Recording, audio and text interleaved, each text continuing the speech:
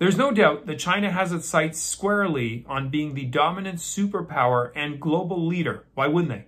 It's a wet dream of every communist to rule the world. However, it seems like one of their own policies from the past may be thwarting these lofty ambitions. The Wall Street Journal ran a long-form magazine-style story Tuesday headlined, "China is pressing women to have more babies. Many are saying no." The subheadline explained, the population now coming in around 1.4 billion is likely to drop by around 500 million, that's 500 million folks, by 2100, and women are being blamed. Well, who was it in the first place that cemented the idea to Chinese women of having just one child? That's right, the central planners, the geniuses. In the article, you'll find a chart that clearly demonstrates just how successful Chairman Mao's acolytes have been at decimating new births and, by extension, China's population. In fact, you could argue they've been even more successful than their mentor was during the Great Famine. Now, being 57 years old, during my lifetime, I've seen the implementation of China's evil one-child policy in 1980, as well as its end 35 years later in 2015. So, now 9 years removed from that, and by all accounts, the country's population is steadily moving in reverse and declining. So it looks like atheist communist planners succeeded in portraying childbearing as patriarchal oppression and not empowering womanhood. So countless Chinese women now are just not wanting to partake in it.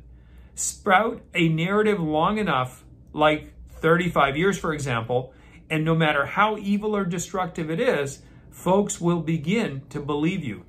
The master planner in Beijing thought that when they abolished their one-child policy in 2015, a baby gold rush would occur. But instead, it's been a baby bust. In fact, these days, Chinese women are becoming increasingly hostile to the idea of even saying, "I do."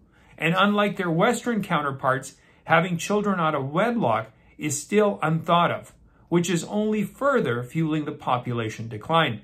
A woman named Feng, who was interviewed for the story, was quoted saying, "Having had one child, I think I've done my duty.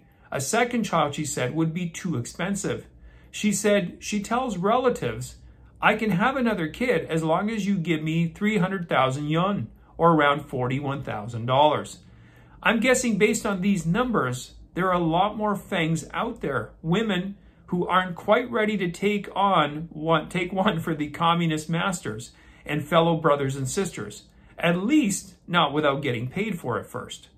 Another interviewee, Molly Chen, who was 28 years old, said the demands of caring for aging relatives and her job as an exhibition designer in Shenzhen leaves no room for kids or a husband. All she wants to do in her free moments is read or scroll through pet videos. I mean, who needs a husband when you've got a cat, right? Ladies, right? During the 35 years of the one-child policy, Chinese central planners employed every overhanded coercion technique to enforce childlessness.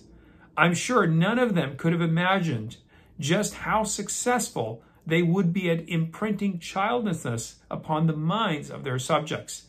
Now they are faced with a daunting task of deprogramming, past programming, and coercing and forcing women now to bear children. If it's any comfort to the communists, they're not alone, as birth rates are declining throughout the world, especially in the Western developed nations.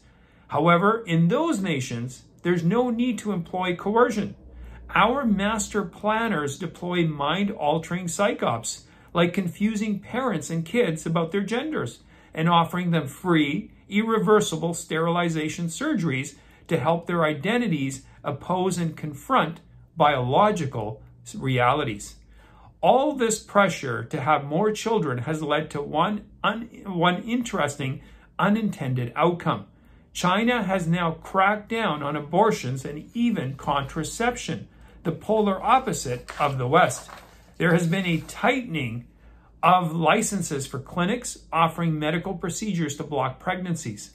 In 1991, the height of the one-child policy, 6 million tubal ligations and 2 million vasectomies were performed.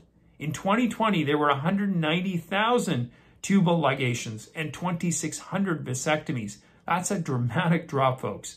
Abortions have also fallen by more than a third, from more than 14 million in 1991 to just under 9 million in 2020. Where those numbers are at today is anybody's guess, since China stopped releasing data on vasectomies, tubal ligations, and abortions after 2020.